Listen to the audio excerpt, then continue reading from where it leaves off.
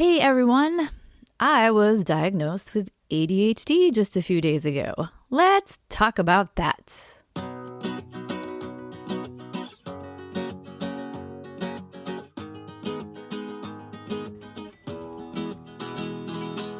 Welcome to Heal and Grow with Nikki. I'm your host, nickiekrommingahill. Here we talk about everything: grief, hope, illness, work, family, tragedy, possibilities, fun stuff, and not so fun stuff. It's all on the table. Let's take a look at our lives and work to heal and grow together. I'm so glad you're here. Hello, beautiful people. Before we get going on today's episode, I just wanted to reintroduce myself in case anyone is new here. If you are new, hi, welcome. If you're not new, hi, welcome. This is episode 43, I think, of the Heal and Grow with Nikki podcast, which is absolutely amazing to me. We've been doing this for a little over a year, and it's just been a really, really wonderful thing for me and for a lot of other people. So thank you so much for joining. On this podcast, we talk about healing and growing. I talk about personal stories, or my guests bring their personal stories, and we talk about our lives and how we heal and grow from things, or how we sometimes don't heal and grow from things. And it's really just been a remarkable year of podcasting. So thank you so much to those who've been here. And thank you to those of you that are new. A little bit more about me. My name is Nikki Krommingahill. I live in Minneapolis. Actually, if you're a Twin Cities person, I live in Richfield, but it's just easier to say Minneapolis. I live in Minneapolis with my husband, Paul Hill. We've been married for 11 and a half years. Paul is a percussionist. We met doing a show together. We don't have any human children, but we have Snowball Pickles Peanut. She is our pride and joy. She's almost 3. She's an American Staffordshire Terrier, and she is deaf, so she has a special need, but that's okay. It's not that challenging to have a deaf dog, actually, but you can hear all about her. I think she was episode number 6 or 7 if you want to rewind. I'm a musical theater performer, a musical theater teacher. Right now I work for a senior arts organization. I'm also an author and a speaker, and I love to just do a lot of different things. Podcasting is just one of the things that I love to do. I also talk quite openly about my depression and anxiety, and also I have 2 diagnosed chronic illnesses: fibromyalgia and myalgic encephalomyelitis. You can Google those things or go back in the podcast, because I've talked quite extensively about both. And now we're going to talk about ADHD.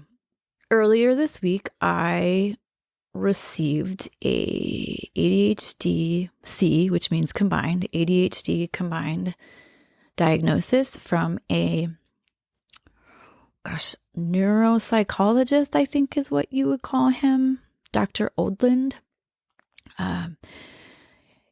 And so, I had mentioned a few weeks ago, I think maybe I have ADHD, and then I kind of didn't say anything anymore. So now I'm going to talk about it and just tell you what my experience has been like so far.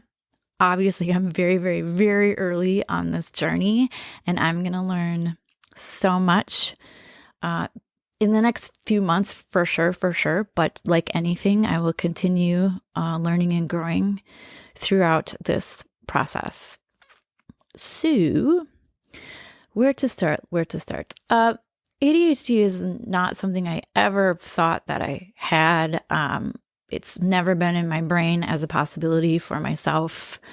As a teacher, I have many, younger students who have been diagnosed with ADHD. So obviously I am familiar with it to a certain extent, but I really haven't known much about it other than, knowing a couple people vaguely who have it, and then, what you hear about a little bit in mainstream media. So I wasn't ever really wondering if I had ADHD.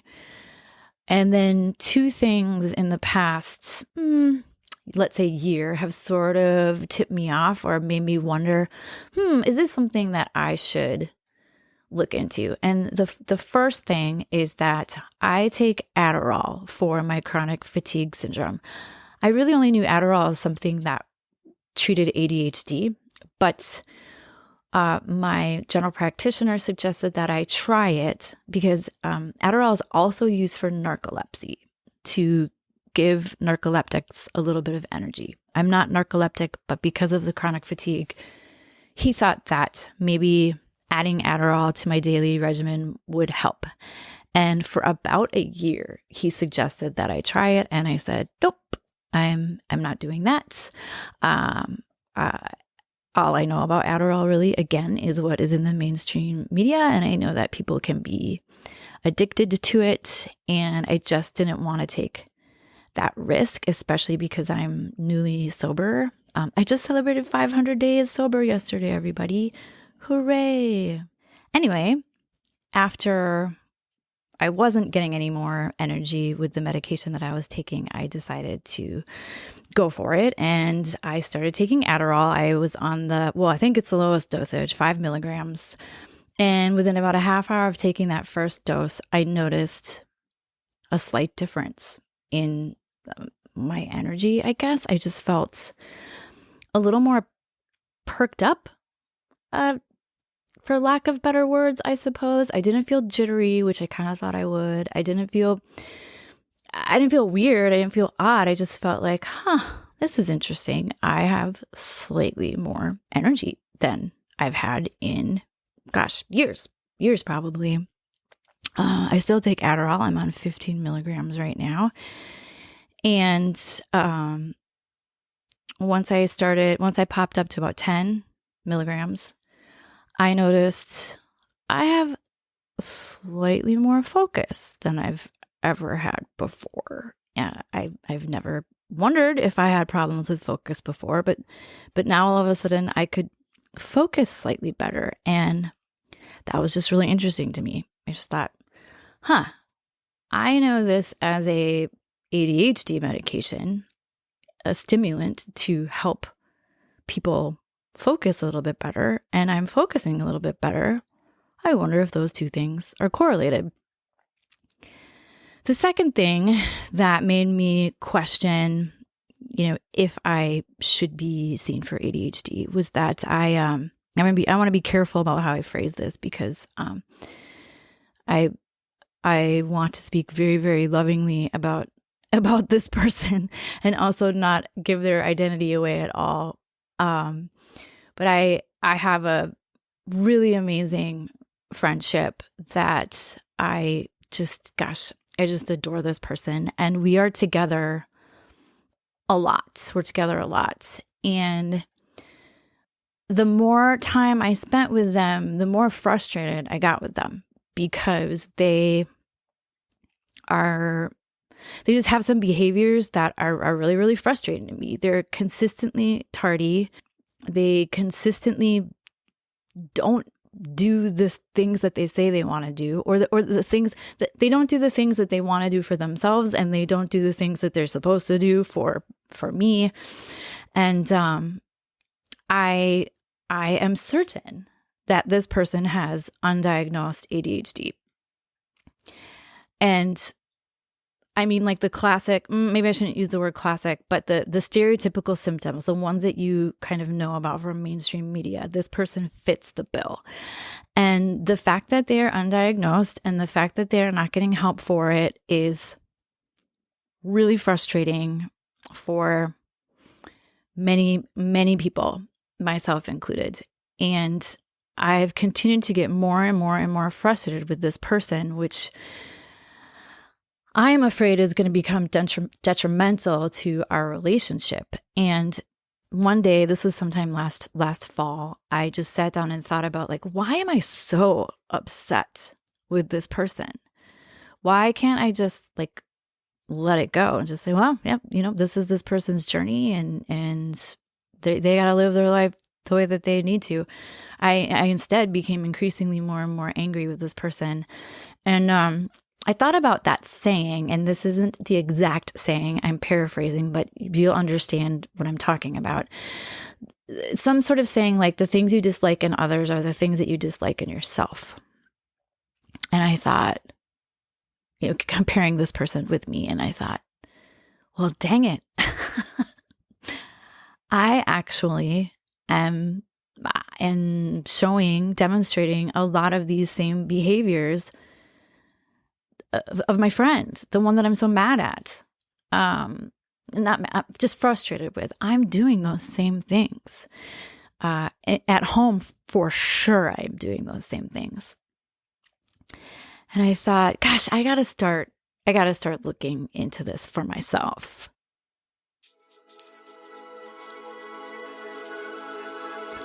Make sure you check out all the beautiful jewelry at jensennaturaljewelry.com. I am telling you, Christine Jensen makes beautiful, beautiful pieces, and you don't want to miss out. If you use the code Nikkie20, NICKIE20, at checkout, you get 20% off your whole purchase. Make sure you go to Jensen Natural Jewelry and get that discount, everybody. And I did a bunch of research. I'm continuing to do a bunch of research, realizing that I don't really know what ADHD is, and that it's absolutely not named the correct thing. It should be named something else instead of like attention deficit hyperactivity disorder. It shouldn't be named that. I don't know what it should be named. But I've just been wrong about what it is. So I started talking to some friends. I said, hey, I'm thinking I might have ADHD. Have you ever noticed anything in me? And the people I talked to all said, no, never. And so I asked Paul, hey, Paul, have you ever noticed anything in me? And he immediately said, yes, I have. I said, okay, what are the things that you have seen? And he said, well, you are unable to finish projects. When it's time to do something, you do 5 things before. Like, for example, when it's time to sit down and eat, I do 5 things before that. And by the time I sit down to dinner, my dinner is cold. My meal is cold because I didn't come eat when I was supposed to. And he named off a bunch of other stuff too. And that's when I was like, oh, crap. Whatever this is, ADHD or not, I am having an impact, not necessarily negative, but definitely not positive. I'm having an impact on my marriage. My behavior is having an impact on my marriage.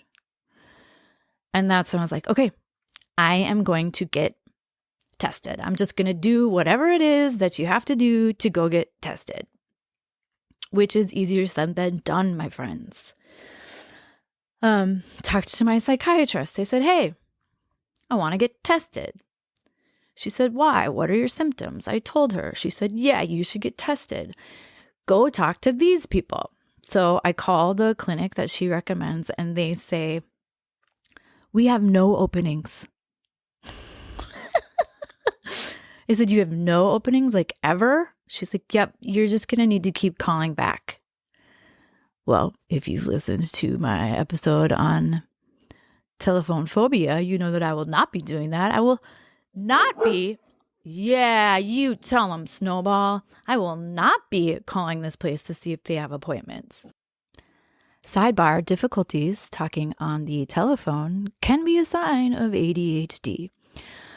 Okay, so that's not working out. I talk to my general practitioner. Hey, I'd like to be screened for ADHD. Okay, what are some of your symptoms? I tell him my symptoms. All right, I got a guy. Call this guy. So I call that guy.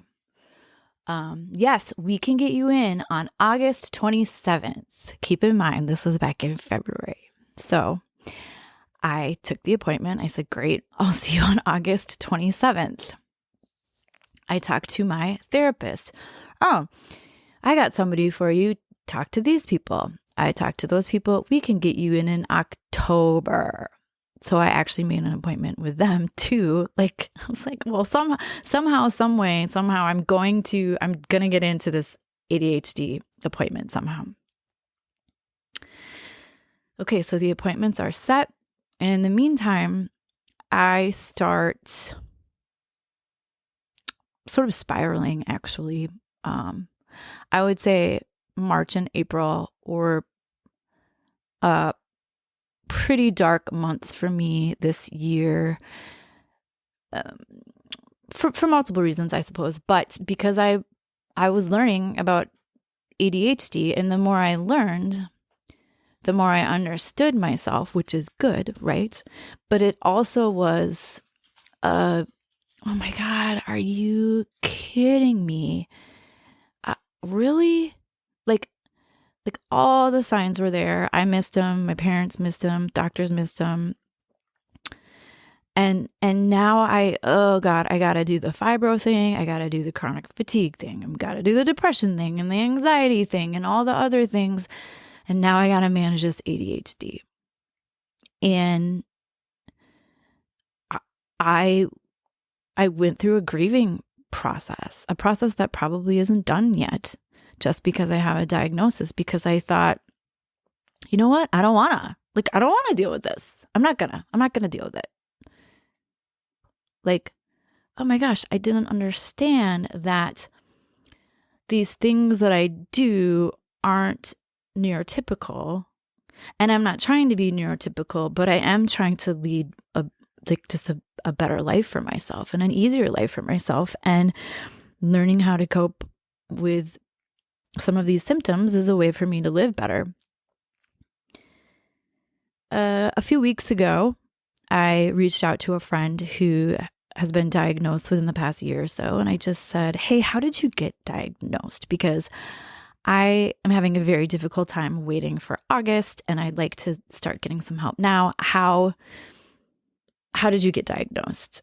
And she said, my doctor, recommended a online test to me. It's called ADHD Online, which I knew about it because I already researched it. She said, I took this test and I gave the results to my general practitioner, and that's how I started on my meds. And I was like, okay. And I had opted out of not taking the ADHD online test prior to this because it was expensive. It's like $170. Plus, I didn't know if I should trust an online test, and I didn't want to spend that much money, and I wasn't sure how accurate it was. And so I decided to not take it. And then this friend had mentioned it, and I thought, oh, okay, maybe. And then I went to my next therapy session, and she said, while you're waiting for this full assessment in August, what do you think about taking the ADHD online test? I was like, I told her the reasons why not, like why I wasn't going to. And she said, okay, I understand that. I respect it. I value your opinion, and it could be helpful to you for this interim time before you get your other diagnosis, or don't get your other diagnosis. You could take this test, give the results to your psychiatrist, give the results to your general practitioner, and say, is there anything we can do with this information? Or what if it says that I don't have ADHD? Then I could stop thinking about it. So I decided to take the test that night. And I took it that night. I got the results the next day. It said that I have major depressive disorder, which I'm already being treated for, general anxiety, already being treated for, ADHD-C. ADHD-C means that you have both attention deficit and hyperactivity. There's two other kinds of ADHD, just the attention deficit or just the hyperactivity. But they just call it all ADHD. So it said I had ADHD. It also said that I had sensory processing disorder, which I'm not going to go into today, other than by saying this makes sense to me, and I'm going to see if I can specifically get tested for it. And that I also have auditory processing disorder. And all I'm going to say about that today is I'm going to look into that as well. So it said that I had ADHD-C. sent the results to my psychiatrist, sent the results to my general practitioner, and am waiting to meet with them. And I'm just going to leave it at that. I meet with one next week and I meet with the other the week after. So I was like, okay, I took these tests. I realized that there might be, some questions about the validity of this test, but for right now, I'm just going to live as if and keep researching and keep doing what I can do on my end to learn about myself. And then, like 4 days ago, I got a call at 9:30 in the morning. I don't ever answer my phone, but I saw that it was the doctor's office for my August appointment. And I thought, oh, maybe they can get me in a little bit earlier. I should answer this call. So I did. And they said, can you come here in 2.5 hours? We've had a cancellation. And I said, yep. So I went. 3.5 hours, 4 hours maybe. I might do a whole nother podcast on what the testing was like, because it's very interesting and it was sort of fun. I'm someone who likes, psychological exams. It was very interesting. But he said, if you can wait about 20 minutes, I will look at all of this data and let you know what I think. I said, okay. So I waited. And he brought me back into his office and he said, yes, it is. He didn't say it's my understanding. It was nothing generic like that. Like he gave me a positive ADHD diagnosis, and said that he is going to do a big ol' workup of all the information and he's going to send it to my general practitioner. I also asked him to send it to me, because this particular doctor that I saw only does the testing and the diagnosing. He doesn't do any of the management. He suggested that I start seeing an ADHD coach, which is something I would really enjoy doing. It also is not covered by health insurance, so I'm going to have to look into that. Yeah. So, I got in 3.5 months early, which is absolutely incredible. So dear person who canceled their appointment last week, thank you. You have changed my life for the better, I think, and got me into this doctor appointment. So there you have it. I feel okay about it right now. I am getting emotional, but that's not necessarily because I'm sad. It's just I have information now that I didn't have before, and I get to choose what I want to do with that information. And what I want to do with that information is learn about myself and keep going and maybe live differently in really, really great ways. Like I'm excited. I'm excited for what's to come. I'm pre-exhausted for what's to come just because I'm exhausted all the time anyway. But, it's work. Bettering your life is work. And I want to better my life and I'm willing to put the work in. And I know that there's so many people out there that also have ADHD and are living really, really well and are living amazing, fulfilling lives. And I'm already living an amazing, mostly fulfilling life. So managing this is only going to make my life better. It's, I know that there's a long road ahead. I know that this isn't a recovery type of situation, but that, that's already happened with my fibromyalgia and my myalgic encephalomyelitis. Like those aren't things that I recover from ever. I will never not have fibro. I will never not have ME/CFS. I will never not have ADHD. Those are just, they're labels that I have and that's fine. So I will always be managing this. But it looks like I've been managing it for at least 20 years somehow. And wow, I'm about to get some coping skills. That sounds freaking fantastic for me. So that is a story of me being diagnosed. And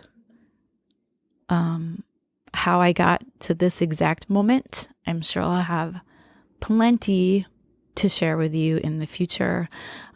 For those of you that have already been diagnosed, please feel free to send your advice. Please don't give advice unless you're already diagnosed, or if you have a child who is diagnosed. I'd love to hear from those who are on the same path. You can send me an email at healandgrowwithnickipodcast@gmail.com. Nikki is spelled Nickie. And I look forward to sharing more with you in the future as I learn and as I heal and as I grow. As always, thanks for healing and growing with me today. Mwah. Bye-bye.